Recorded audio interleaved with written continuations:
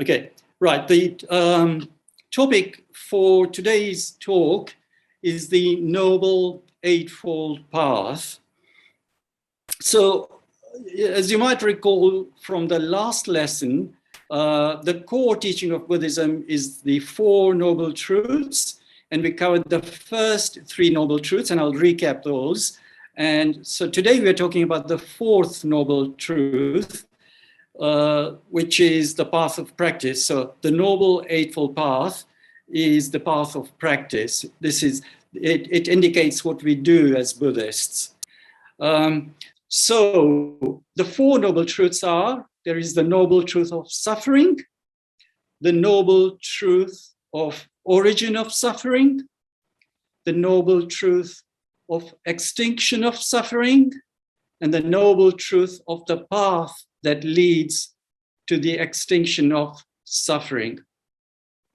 And something maybe I should have mentioned last week, noble in this sense means supreme, refined, something that is refined. So in other words, we start our practice, with a rudimentary understanding of all these things. And as we progress, all these truths get refined and refined and refined. And that's the context of the word noble. So they're very refined. So the first noble truth states that dukkha or suffering is our usual condition as being born as human beings. The second noble truth says that this suffering arises basically from desire, either desire for wanting something or its opposite, desire to get rid of something that does not agree with me or I do not like. So in other words, desire to manipulate things and circumstances so that we can have more of what we like and do away with things we do not like. And, things like fear, anxiety would come under that. So in a way, those are covered under desire as well. And there is actually a formula called Praticca Samuppada, which shows the process by which this misleading energy of desire arises. Buddhism, the Buddhist doctrine is actually very accurate. It all hangs together very well, and it links into everything else. And this formula Praticca Samuppada is something really extraordinary, and it really shows the process of how this misleading energy of desire arises and how we are misled. And in fact, we will cover this teaching of Praticca Samuppada in the next lesson. And basically, this energy arises because of our ignorance of the way things really are, or ignorance of true reality. We see reality as distinct phenomena that could be got hold of, whether it's ideas or things, objects or judgments, etc., or emotions. But it's essentially something we feel we can get hold of, and that is actually our ignorant understanding of what there is really. Really, what is out there is something that something that is there from moment to moment. It does not. You cannot say that something exists. On the other hand, you cannot say that it doesn't exist. So, whereas our conceptual mind cannot understand that. Our conceptual minds, either something exists or it does not exist. Our conceptual minds cannot see this reality where things exist and do not exist. Or, for example, good and bad, we see those as opposites with our conceptual mind. But in reality, it's really just one thing. Without good, you would not have bad. Without bad, you would not have good. And, when things are passing momentarily from moment to moment, that means, something that is desire will turn into something that is good will turn into something that is bad. So when things are seen from moment to moment, you cannot actually pin it down to a certain existence that we can get hold of and that we can grasp. And it is in not understanding that we mislead ourselves. And this is actually very profound a truth, and it is not very easy to see. It takes years and years of practice to see it, but basically that is what underlies our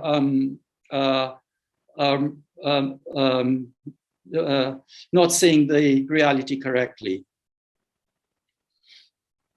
And the third sign of, the third noble truth is that there it is possible to emerge from this ignorance. We're not necessarily doomed or trapped in this round of suffering. And in fact, in Buddha's own words, Buddha say that all beings are endowed with the wisdom and the power of the Tathagata. So, in other words, we have the same ability potentially as what Buddha had. And the reason why we do not see it or why it's covered over is because of our sticky attachments. But to be able to see the true reality, we have to realign our way of seeing reality so that it really aligns with the way things really are. And the fourth noble truth, which is the path of the practice, is a path that we have to walk to gradually get away from our habitual, mistaken view of seeing our everyday way of seeing things, to seeing things that are in harmony with true reality. So this fourth noble truth, or the Noble Eightfold Path, is a path of practice. So we cannot just read about it and think that we understand it and a new sort of seeing or understanding will arise from that. That is not how it works. It is a path of practice that we have to do in our daily lives to bring it about. In other words, just by studying it or studying any amount of Buddhist doctrine by itself will not bring us to the realization of true reality. And it is fair to say that this path of practice is not easy. It is a long journey. We have to count it in years, actually, and it's long because a mistaken way of seeing things is so ingrained in us. The Buddha warned against mere book learning. He said that one who recites sacred texts a lot but does not act accordingly is like a cowherd counting others' cattle.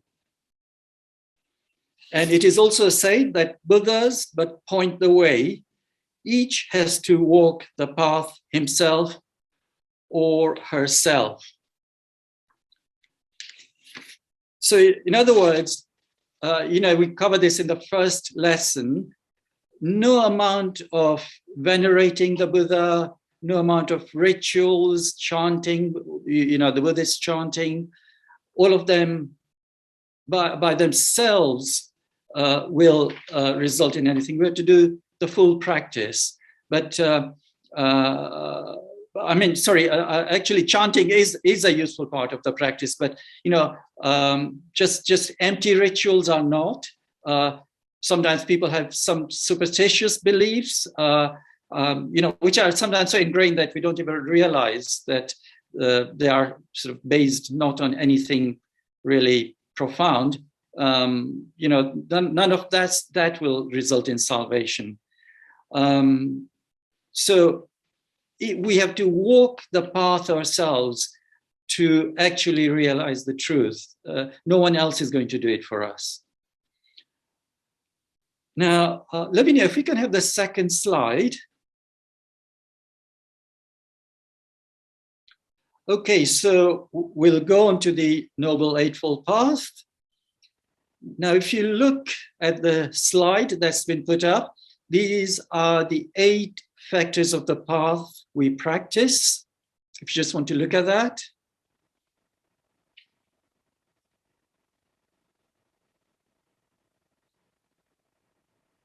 Okay, so the path of practice consists of right understanding, right thought, right speech, right action, right livelihood, right effort, right mindfulness, right concentration.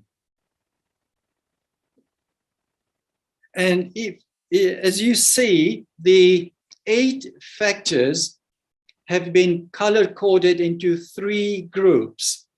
So right understanding and right thought form the wisdom group, right speech, right action, right livelihood are part of the restraint or discipline group called Shila in Sanskrit. Incidentally, wisdom is called Prajna. And right effort, right mindfulness, and right concentration are the group where we are at one with things.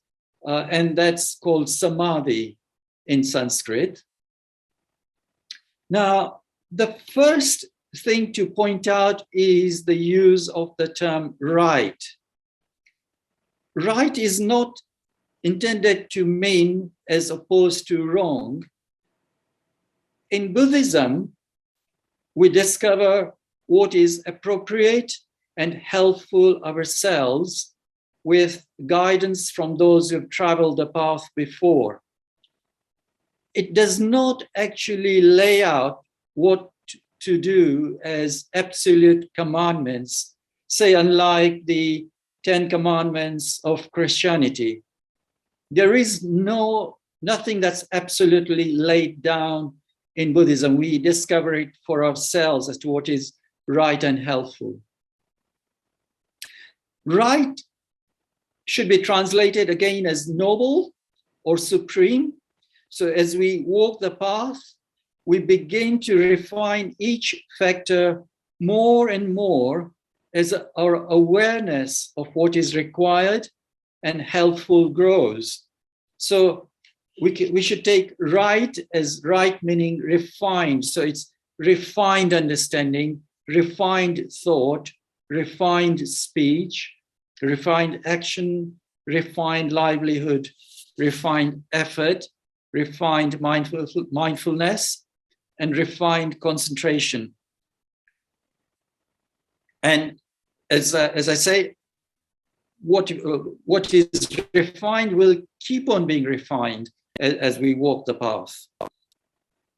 Now, these 8 factors are actually interdependent and interrelated.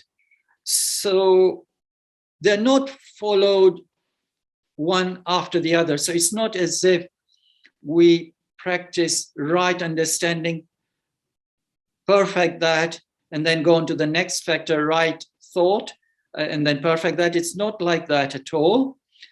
It is that we practice all these 8 factors simultaneously, and they go on to refine and support each other. So they all support each other, and so they're practiced together. Now, to start the explanation of these 8 factors, I'll start with the pillar of Shila. or let me, sorry, before I start that, let me explain why we split the 8 factors into 3 groups. So the right speech, right action, and right livelihood are factors which bring about discipline within ourselves. And that's Sheila. And by discipline, I mean, we just don't go willy-nilly like wild animals chasing our fences, or, blurting out harsh things to people. So that's where we discipline ourselves in our behavior. So without restraint, our desires, our passions, our likes and dislikes take us from one state of being to another, and we're just driven willy-nilly by that wild energy in us. So, for example, before we know it, we are angry and shouting at someone. But with restraint in our speech and in our action and general conduct, we learn to hold back the anger so that it does not burst out. Then we have a chance to see how it arises, why it arises, where it leads to, whether it's helpful or not. And, likewise with other passions, with other likes, dislikes, we know whether they be minor irritations or something major. The Shila pillar actually brings about restraint in the wildness of that energy. So with restraint comes a certain calming of the mind. So, if we are always running after our fences and always chasing one thing after another, always losing our temper, being angry, then our minds are never calm. But with the restraint in discipline, there's a chance that we can calm our minds. And that allows us then to go into the Samadhi group, where we are learning to be at one with things as they really are. And this, once we are restrained and once we go into the Samadhi group, it naturally brings about a new understanding of the way things really are. And so therefore, this practice of the Samadhi group then leads to the wisdom group, because we begin to see the way things really are. So that's how these factors are interlinked. So I'll start the explanation with the Sila group, because that is where we develop the strength and restraint that is necessary for the practice.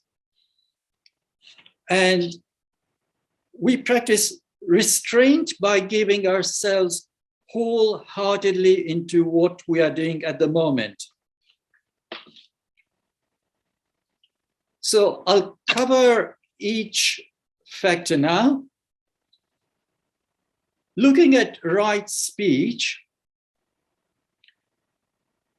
as Piyadasi says in the Buddha's Ancient Path, speech should not be dominated by unwholesome thoughts, such as those of greed, anger, jealousy, pride, or selfishness. So those are referred to as unwholesome thoughts. And I use the term wholesome and unwholesome as opposed to good and bad, because we as I say in Buddhism, we do not put there are no absolute commandments. So it's not like something is encouraged and something else is forbidden. Therefore, by saying unwholesome and wholesome, we're not really trying to constrain it in terms of absolutes.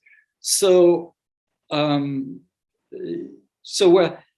so we can speak about unwholesome or unskillful actions or unskillful thoughts.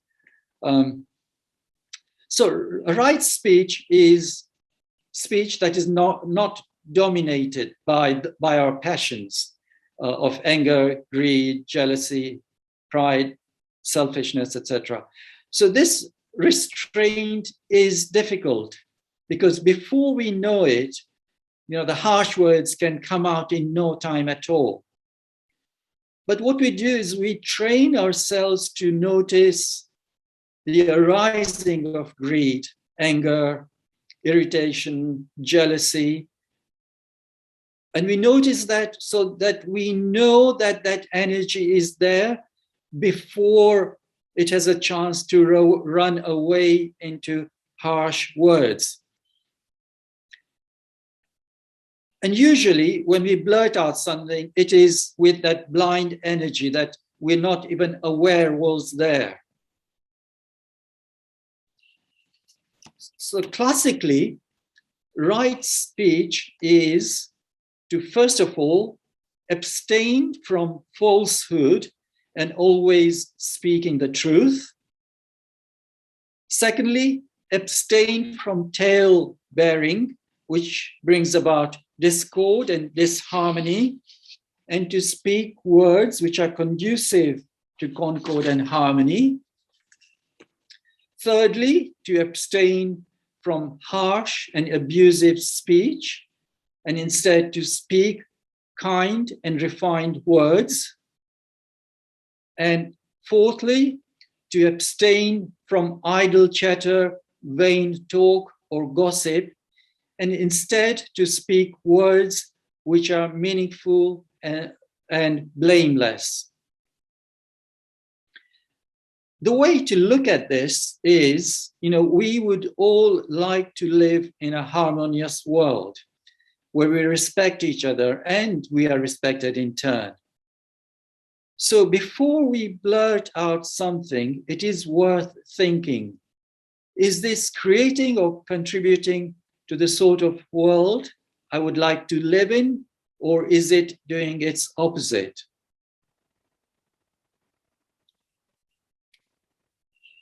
Let's go on to this next factor, which is right action.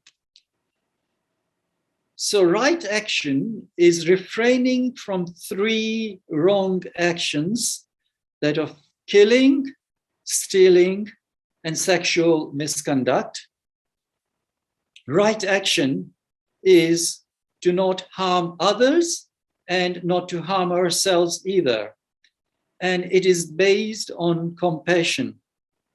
And again, if we think about the world that we want to live in, we have to ask ourselves, are our actions in harmony with that, with harmony with the world that we would like to live in? And the practice is, again, to be able to see the arising of desire or its opposite, which is wanting to get rid of something that we do not like. And also to be aware of the delusion of the existence of self or I, which together are known as 3 fires, which you've already looked at. And when we learn to see these fires arising, then we can learn to contain them rather than to be driven willy-nilly by them. And in learning to contain the fires, we learn to pacify our mental state and then are ready for the Samadhi Group. So under right action, it is again worth stating that as our practice progresses, we can see more and more subtle ways of looking at right action. For example, if you take not stealing as an example, mostly none of us will be involved in outright stealing. However, if we consider the following situation, that we have done our shopping and we are paying at the till, and if we have been given too much change and we notice that the person operating the till has made an error, do we pocket the difference or do we point out the error? So, when we refine our understanding, it's not like it's just outright stealing or outright sexual misconduct. There are finer and finer ways of looking at this. Or another example, which we may not think of as stealing, but once we refine this factor, then perhaps we think twice about it. So, say we have had a heavy night out on the town. We've been confined due to pandemic, and we've decided to meet some friends, and we go out on the town, and we have a wonderful night with too much to drink, a late night, and the next morning we get up and we cannot face getting up. Do we then phone the office and take sick leave? That we have to think about. Is that right action? Is that not a right action? So as I say, we have to refine all these things. So as I say, the way to refine it is by thinking about, is this contributing to the well-being of the world we live in? Or the other way to look on it is, if I was at the other end of the bargain, like if I was the person operating the till or a shop owner, or if I was an employer, how would I feel about, the person perhaps not being truthful at the other end of the bargain? So, if you feel that, if you were in the other person's shoes, then perhaps, we might rethink about this. And this is how compassion actually arises. As our practice progresses, we build an empathy with other people. We see that we are all really in the same boat. And seeing that way, compassion arises naturally.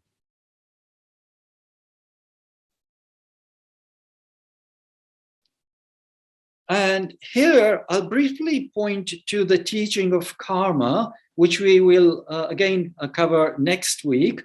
But if we act through tainted thoughts or tainted speech or tainted actions, these will lay foundations for reaping suffering in future. That is the theory of karma. On the contrary, if we act through skillful thoughts, skillful speech, and skillful actions, these lead to conducive states in the future. So just from that point of view alone, it is important that we have, right actions or right speech or right livelihood,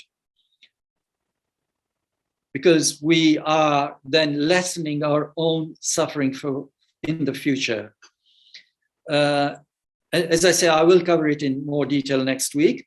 But this karma is not same as the Christian idea of sin. It is not that these unhelpful actions propel us into unhelpful states in the future by someone sitting in judgment. It is a totally different process. It's a neutral process. It's not like someone sitting in judgment and handing out punishment to us. But as I said, we'll cover it next week.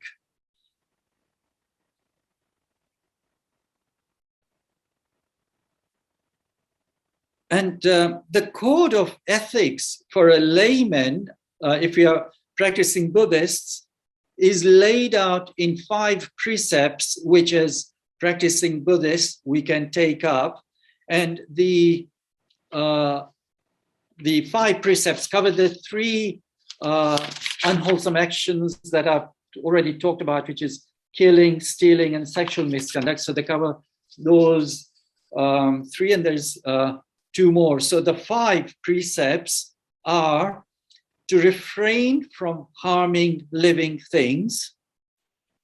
Second one is to refrain from taking that which is not freely given. So that's, not stealing, in other words. But as I say, it's something that's not freely given, can have a much more refined meaning than simply stealing. The third precept, refrain from excessive sense pleasures. Fourth one, refrain from unskillful speech of all kinds. And the 5th one, refrain from intoxication. Right, so now we can go on to right livelihood. Classically, right livelihood in Buddha's time entailed abstinence from dealing in arms and lethal weapons, dealing in animals for slaughter or in human lives, and dealing in intoxicating drinks and poisons. So these were the livelihoods that were that Buddha said should not be undertaken by someone who's following the Buddhist path. So that addresses the society that existed during Buddha's time. But in the modern world, we can add other livelihoods, that did not exist at Buddha's time. And rather than giving prescriptive answers, we can be guided by the answer to the question, is what I am doing to earn my living harmful to myself and others? Does what I do create a harmonious society? And so that can guide us as to what right livelihood might be. So as Piyadasi quotes in his text, as Buddhists, we cannot profess one code of morality and then go on to earn our livelihood in an occupation with another debased code of morality. So in that sense, the right livelihood should really be in keeping with the Buddhist code of morality as we understand it. And as I say, our understanding may be rudimentary, but it will get refined. And also, while we're talking about right livelihood, we can talk about something else Buddha talked about. Buddha, in a discourse to Anathapindika, who was a rich merchant and therefore a layman like us, said to him the following. He said that there are 4 kinds of happiness that a layman should be able to enjoy. And they are ownership or economic security, so that we have sufficient means acquired lawfully by our own efforts without resorting to harmful trades. So Buddha says that a layman ought to be able to enjoy ownership and economic security, from their occupation, so that, he or she has sufficient means acquired lawfully and by our own efforts. So Buddha never said that, we have to live in rags or anything like that, or we have to, be hermits with just one, threadbare robe or anything like that.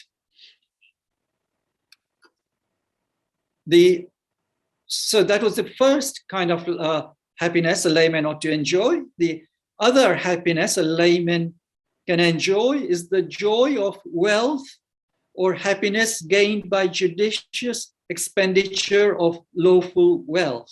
So the first one talked about earning a living or having some wealth, and this one is talking about the expenditure of wealth, and the joy of wealth or happiness gained by judicious expenditure is something that we can enjoy. So, having, food, shelter, that having expenditure of that kind is fine. But if the expenditure is to fuel our cravings, like, for example, if our neighbor has a big car, then we feel that we must have a big car too. That's perhaps is not a judicious expenditure of wealth.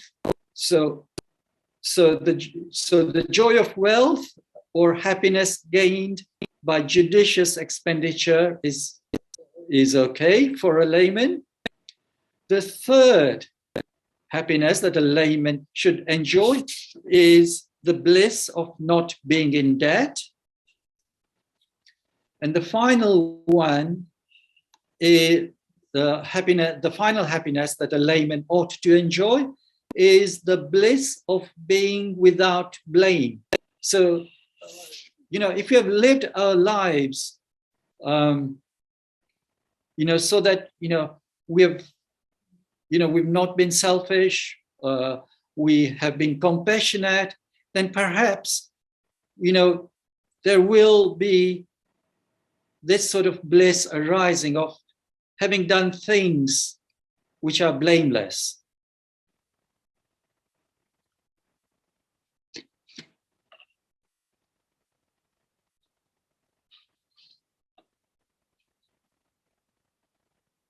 Okay, so that covers the Shila group. We can now go on to the meditation group, or being at one with things as they are, and that is called Samadhi group. And the first factor there is right effort.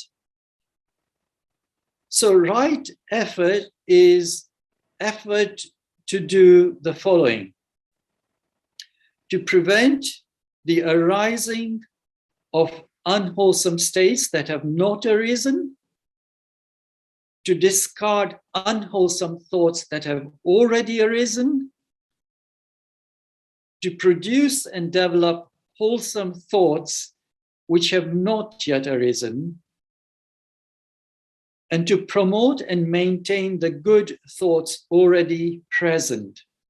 So in other words, we are moving our minds and our beings away from things that are harmful and unwholesome to ourselves and to others, and to prevent those states arising, and instead encouraging states which are helpful to others and to ourselves, and encouraging our mind with those sort of factors.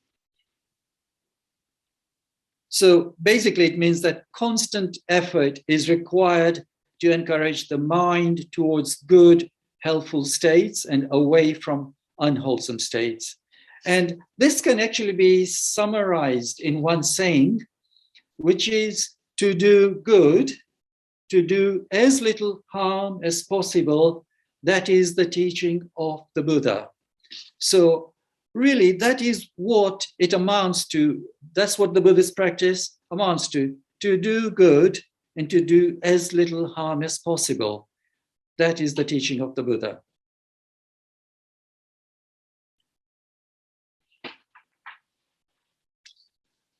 Right awareness is the next factor.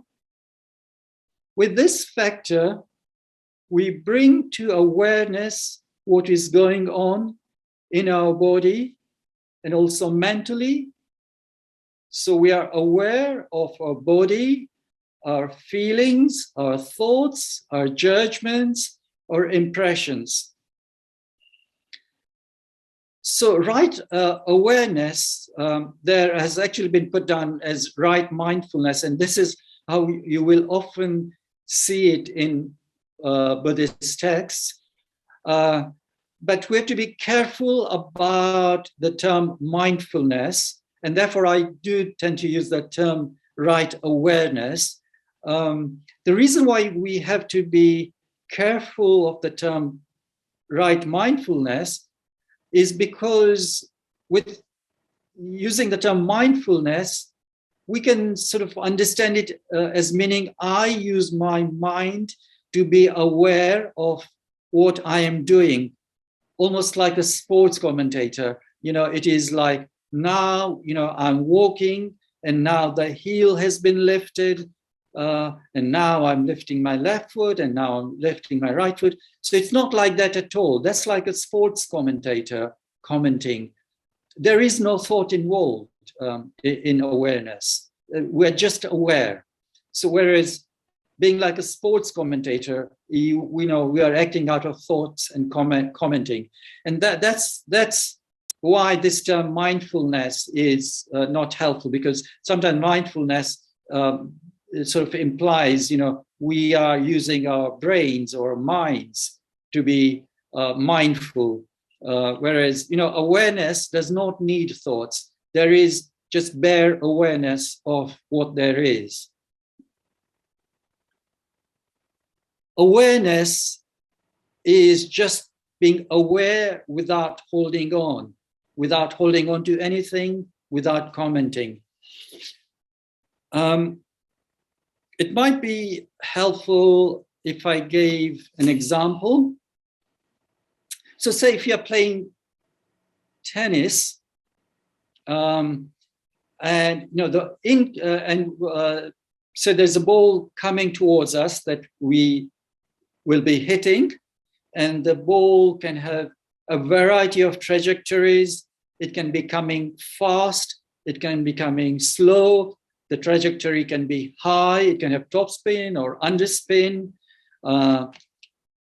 And each incoming ball has to be dealt with according to its own characteristics. We're simply aware of the trajectory, and we simply hit the ball without any thoughts coming in or interfering. And in fact, if we are playing well, any thought of hitting the ball will interfere.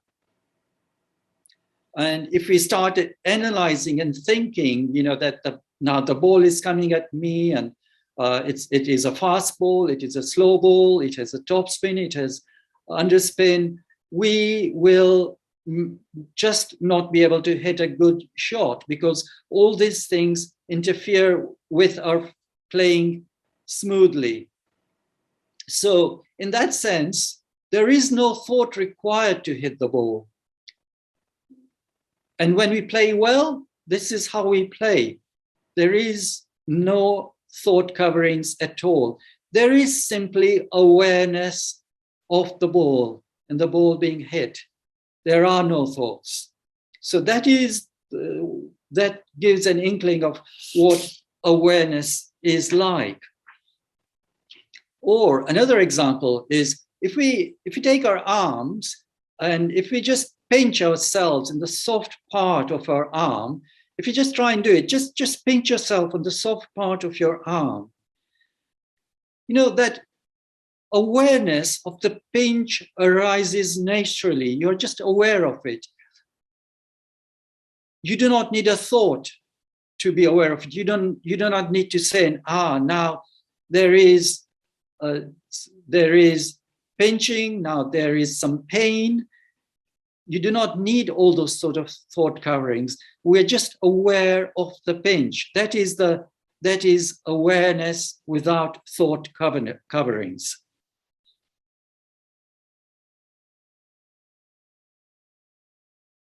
And this factor is important because it is by bringing to awareness our thoughts, our feelings, that we can work on them.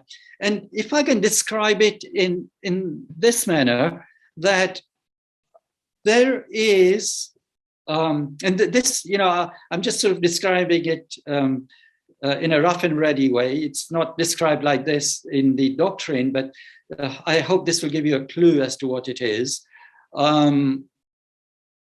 If you think that, normally when we think, our thoughts and what there is out there are just one thing. It is our thought is it. That is what the reality is. Our thoughts, our judgments, our emotions. That's what we think is real, and that's it. But by following the Buddhist practice, what we learn to do is put a distance between ourselves and those thoughts. So it's as if there is something that actually sees the arising of the thoughts. It sees perhaps arising of the emotions, judgments.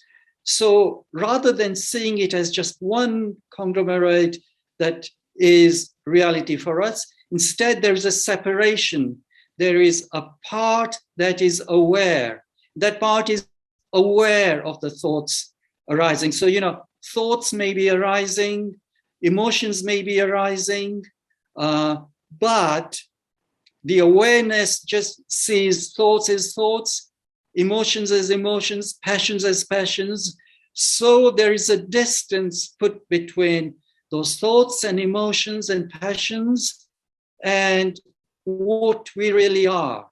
And with that distance, there is a possibility not to be driven by those thoughts, by those passions, because there's a space between us. We do not see them to be real in their own right. So that's why this factor is important.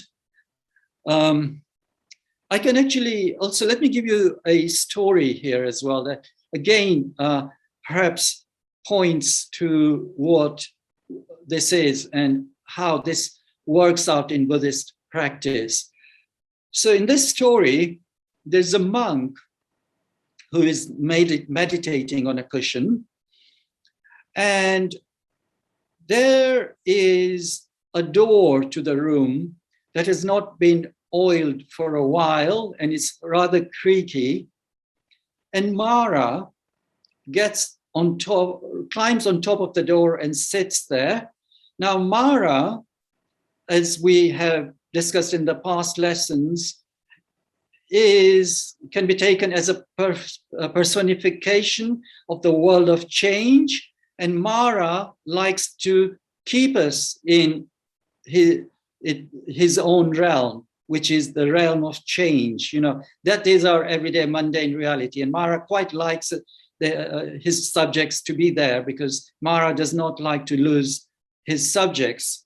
So Mara climbed up on this creaking door, and as the monk was meditating, the Mara started swinging its legs. So this door started going to and fro.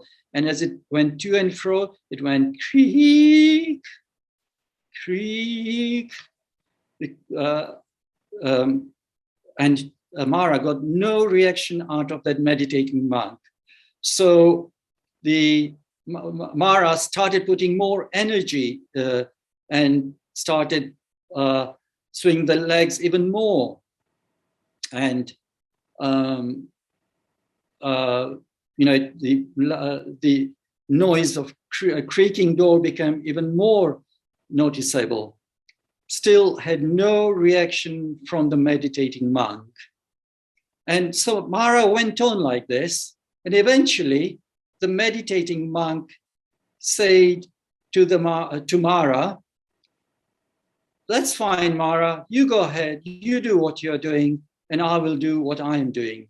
In other words, by being aware of that disturbance, and those disturbances are our passions that draw us into this mundane world.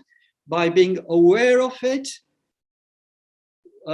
we can say, fine, that's fine, you're there, but we do not have to be drawn into them. And this is the energy, the strength that we develop in Buddhism. It is to be able to function even when, things that don't agree with us are going on in our world. Things that we don't like are happening to us, but we can still function. It does not need to interfere with our functioning. And these things that could be happening to us could be some terrible things, some dire things. But through Buddhist practice, we can learn to see them for what they are and not let them interfere with our functioning. That's the strength that we develop. And the teachings of Buddhism are profound. And to understand the real profound teachings, for example, that there is no such thing as self, perhaps, that takes a long time of a long practice. So these profound teachings take a while, but this ability to not let things interfere with our functioning, that strength we can actually develop in fairly easily, actually, relatively easily. So although Buddhist doctrine may be very difficult to understand at profound level, it can still help us in leading our daily lives without interference, with passions, that just drive us deeper and deeper into samsara. Okay, then we can now go on to right concentration, or being at one with things as they really are. In Buddhism, the practice of meditation is very important. In meditation, by having our awareness on our breath, a state of quiet and calm is developed. And the thoughts and disturbing passions and impulses are observed and not engaged with, as in the story of the meditating monk. And through this calm, one can then begin to see the emergence of true reality. And, then that gives clarity to the teaching. So this is this factor of right concentration, which is a meditative state. And this meditative state is not just for sitting meditation, but it is to be taken in our daily lives, in all our daily activities. So, for example, if we are washing up, we give ourselves wholeheartedly into the washing up. We do not, on the one hand, do the washing up, and on the other hand, think about planning for what we are doing the next day. We do not do that. Instead, we give ourselves wholeheartedly into what we are doing at the moment, being at one with things as they are. So that is what this factor is. And that is really what dwelling in true reality is.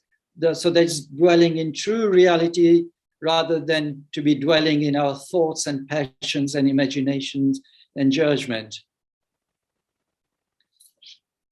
And again, I've talked about hitting a tennis ball. And if you're playing tennis well, this is the state where we are in, where no thoughts, no passions, no passion of winning or losing, or passion of being nervous, or passion of I must win this point, otherwise what will happen. All those thought coverings are not present. All we are doing is we are hitting the ball.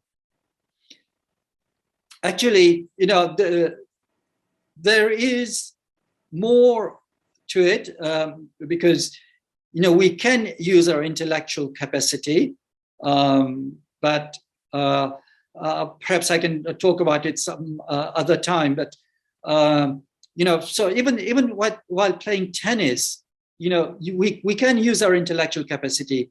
And the way, for example, that we would use it in tennis is in between points. There is a gap.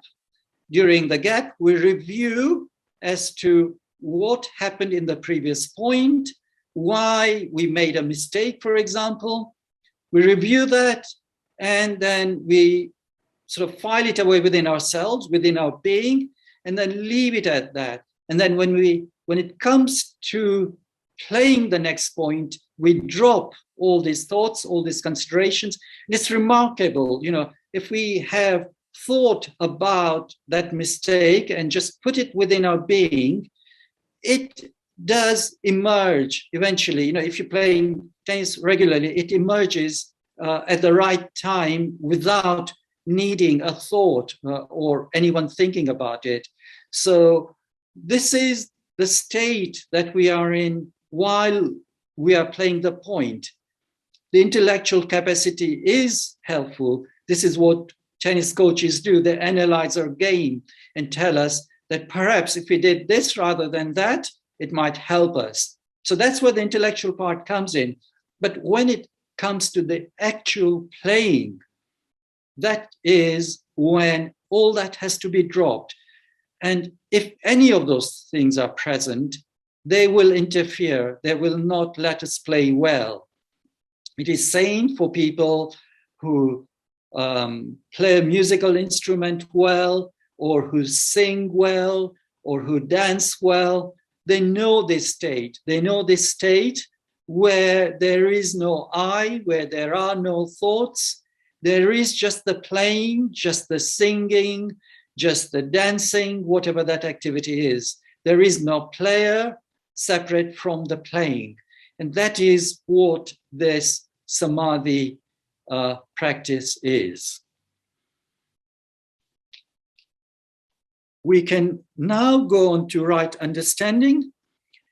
We start our journey into Buddhism, with the thought of nothing more than we want a different way of looking at our daily lives. Something in our lives does not make sense, or we may start with a problem in life and we want an answer out of it. In other words, something in our life just does not make sense. That is a state of right understanding, because there is already an understanding that something is not quite right.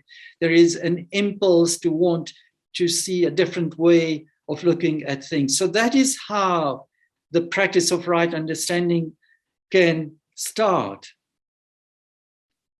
And right understanding is of the highest importance within all these factors, because it is through the right understanding that all the other factors of right thought, right speech, right action, right livelihood, right effort, right mindfulness, right concentration, they are brought into helpful relationship with each other and with the wisdom, with the right wisdom. So once we develop the wisdom, then that's how we refine all these other factors as well. So that's why this right wisdom is important, and it comes out of Shila and Samadhi.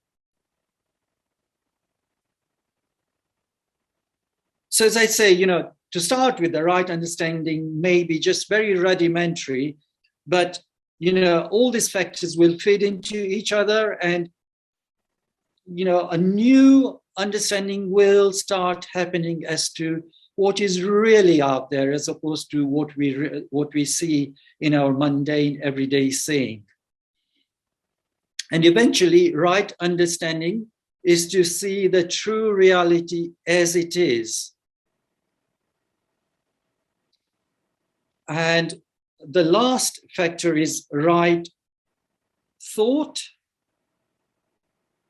With the right understanding, right thought can arise. And what is right thought? It is to detach ourselves from thought thoughts of sense desire and ill will, and instead develop thoughts of renunciation of sense pleasures and of developing goodwill. Because, all these things start with thought. If you really get down to it, our desires actually start with the thought that I'd quite like this. Somehow suddenly up pops a thought that I'd quite like to, have, something or the other. So it starts with a thought, and then that's the arising of the desire. So right thought is to detach from a thought, or such a thought of arising of desire or ill will.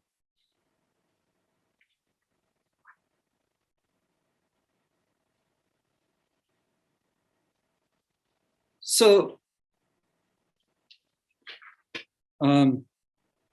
how do we deal with thoughts of sense desire and ill will? As I've said many times, when these thoughts arise, we neither repress those thoughts, nor do we get carried away by them. In other words, when thoughts arise, we do not say that they must not arise. Instead, we become aware that the thoughts have arisen, and we see them just as thoughts. It's not like that we are that thought. It's just seen, through that right awareness. We just see it as a thought. We do not therefore get carried away by it, and we therefore then do not run after sensual delights. And instead we learn to contain the thoughts. And so that way we have a chance to see why these thoughts arise, where they arise from, and then we have a chance to declutch from them. And that's the process of obtaining liberation from them. And again, I emphasize, we do not push the thoughts away. We do not pretend that those thoughts are not arising. For if we push them away, they will just accumulate unseen, and their power will simply build till that desire or ill will explodes.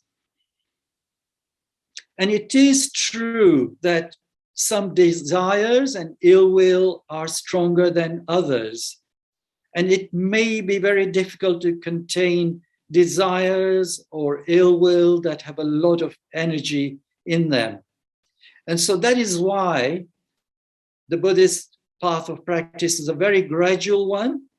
We learn to work with the minor wants, with the minor irritations, and with this we build the strength and understanding.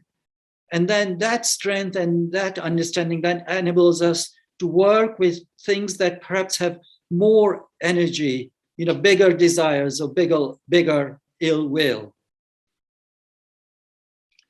Okay, so we can conclude this lesson here today.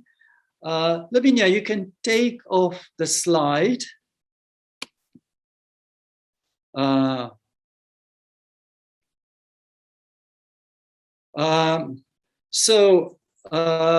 As per our usual sessions, you can either unmute yourself to ask a question, or if you have any comments, you're welcome to raise those comments. Or if you prefer, you can do it by posting a question through chat if you wish. So Susan has raised a hand. So Susan, yes, if you want to unmute yourself and ask your question. Okay, thank you. Right. Yes, it's something that's concerned me quite a lot. I understand in the way that you have explained about right mindfulness and so on. When I'm meditating, I am letting the thoughts arise and letting them go. I'm aware of them and not holding on to them. But suppose that I am writing a book, and I'm using my imagination, and I'm really engaged with what is a fictional story, right? I keep it out of my meditation, but then afterwards I want to go and I want to write, I want to work. How does this fit into the idea that we want to see things as they are, and not in I think you understand what I'm trying to say. Yeah. Okay. First of all, you're doing the right thing by not being driven by those thoughts within meditation. You know, thoughts of writing a book should not be part of the sitting meditation, because sitting meditation is to be able to be aware without any thought coverings. So you know, the thought of writing a book, you're right in not engaging with that. But remember, I said that we can be at one with what we do, and what you're doing is writing a book. So when you are writing a book, give yourself wholeheartedly into writing the book. Let your, if you need to use your imagination while you're writing the book, if that is part and parcel of writing a book, then use that. But what you will find is that if you are in samadhi, if you are at one with the writing, and I'm sure you would have experienced this, then the writing will just flow by itself. So you'll experience that state. But so, you know, you can, as I say, there's nothing wrong with using our intellectual capacities. That's a gift to us. And, you know, process of writing means you have to, you know, review your thoughts and things. Then that's fine, because that's part of the process. But then, you know, give yourselves wholeheartedly into it. Don't, for example, while you're thinking about, you know, say characterization, for example, do not then, you know, so think about characterization and then at the same time think about, I've got to empty the dishwasher, for example. You know, if that thought comes in, then let go of that. And that, I mean, for example, when you were talking about doing the washing up, it's very difficult to do the washing up and not to carry on that train of thought that you've been working on, you know. Yeah, but that is the practice. That is what we are learning to do.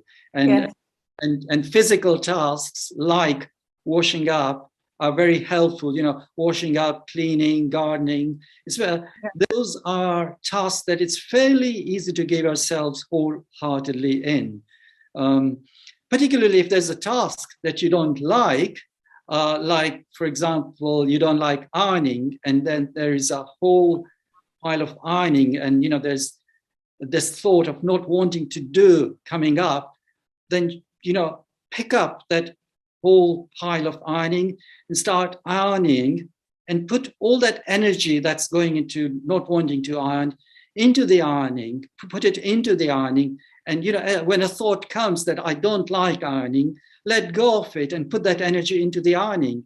And you'd be surprised that at the end of the day, ironing would have been done. It would seem much less, requiring much less effort than, you know, when you've been resisting it all the time.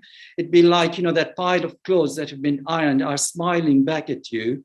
That's sort of thing that we see. So that's how samadhi works. You know, we give ourselves wholeheartedly into what we're doing at the moment, and we let go of these, you know, thoughts of not wanting to do the ironing. I don't like ironing. We let go of that and just use that energy to give ourselves wholeheartedly into what we're doing at the moment. And as you say, it's not easy. You know, it takes years and years of practice, and it should be done under guidance of a recognized teacher, really. for this to happen, in a helpful way, because sometimes you could be misled by, if you are just trying to sort it out yourself without any guidance, you could maybe misconstrue it. So that's why it's also necessary to have a guidance of a teacher as well. That's really why I'm asking you about it, because it's something that's occupied my mind. I have actually, I do find that after having practiced meditation for quite a long time, that I am now able to, when I'm writing, then I have much more concentration. It's very vivid. And it also means that, for example, when I go out for a walk, I enjoy the walk and the nature much more than in the past, when I used to go for a walk and be thinking about the story all the time, for example. So meditation definitely has been helping. Yeah, and your comments are helpful, because this is how the world becomes joyous, because we are just given into what we're doing. Incidentally, one thing you said that's why you're asking the question to me. I didn't mean teacher in the in this forum. No. I meant teacher who's guiding you during the practice. I'm going to talk about it in the last lesson as to what you do from here, and that's it is during the practice of Buddhist practice that will follow on from this course, or if you are already practicing, it's within that practice that we do need a teacher. And a teacher, not just like, me talking about it in this forum, it's a teacher that, we can almost hold up as an example of the teachings, someone that we can look up to as an example of the teachings, someone who's been through all that, who's experienced all that and has the understanding. So that's the sort of teacher, we need in the practice. Unfortunately, I don't have a teacher in where I'm living, but I have chosen a teacher to follow teachings and meditations and so on online. Yes, that's all that's open to me at the moment. Yes. Are you able to communicate with the teacher at all? No, actually, I chose someone you may probably know is Dr. Alan Wallace, and I followed his retreats. He's teaching on shamatha and Mahayana and that kind of thing. Yes, but it's not the same, I know, as having a personal teacher. Whereabouts do you live? In Cyprus. Oh, in Cyprus. Okay. Okay. It's possible for you to have a teacher in another part of the world, the way the practice would then work is, you have occasional contacts. So for example, if that group holds retreats and a good group would have retreats under that teacher, then you try and go physically to those retreats. Yes. I'm hoping actually to go. I'm sorry if I'm taking up everybody's time, but I'm hoping to go in the spring to a retreat in England for a week's retreat and make some contacts there as well, perhaps. Yeah. So that's how that should be helpful, because just doing it on our own, even online, perhaps it's nice once in a while to meet the other people, and we should look for those sort of opportunities. Yeah. Thank you very much. Okay. Right. So sorry, there was a question directed at me. If I can just read that.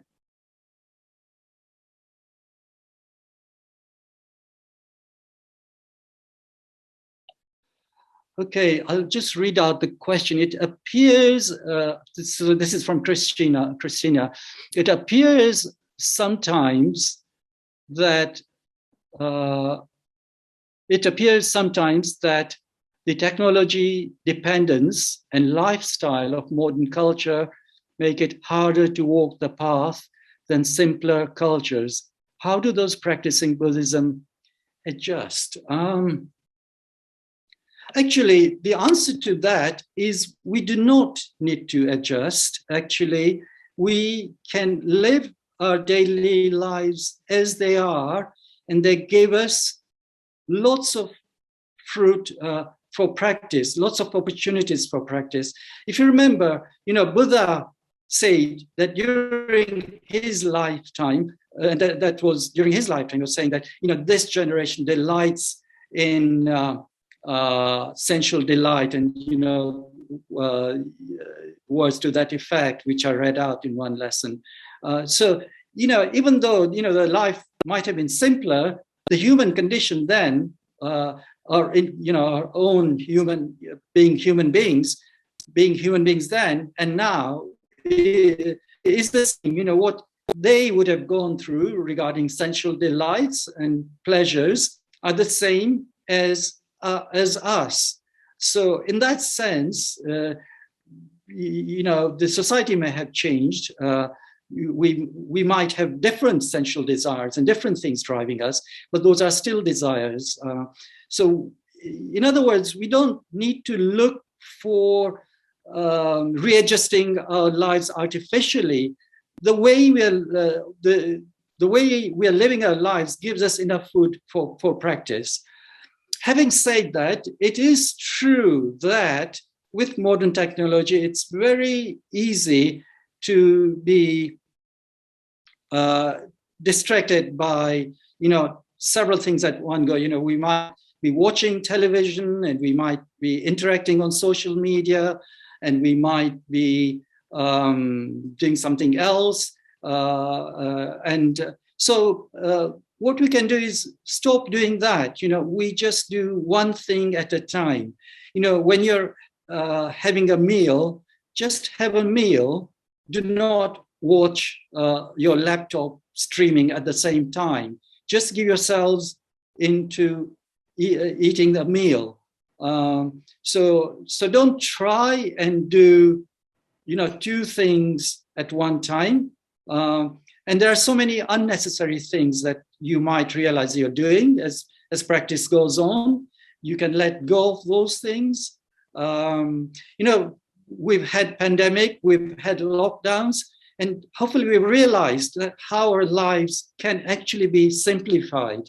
And hopefully, we've learned something from that, and we do not need to go back to the fast-paced lives that we all felt we had to live. We can take a little bit of learning from those lockdowns as well. So, just declutch yourselves from unnecessary things, particularly, with social media, and see really what is necessary, and just cut out the things that are not necessary.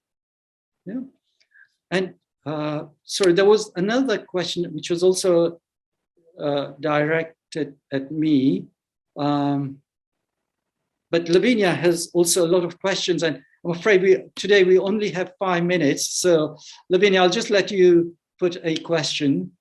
All right, thank you. So I'll read the first question I have here. As Buddhists, should we therefore not eat or sell meat or consume or sell alcohol? Okay, that's a very interesting question, quite often raised in Buddhist by Buddhists. And actually, there is no bar against eating meat in Buddhism, and also this factor about alcohol is taken differently in different communities. So, for example, if you go to Burma, you would see that, monks, when they go on their alms round, they are offered food, and quite often, they are offered meat dishes, which they would eat. So, there is no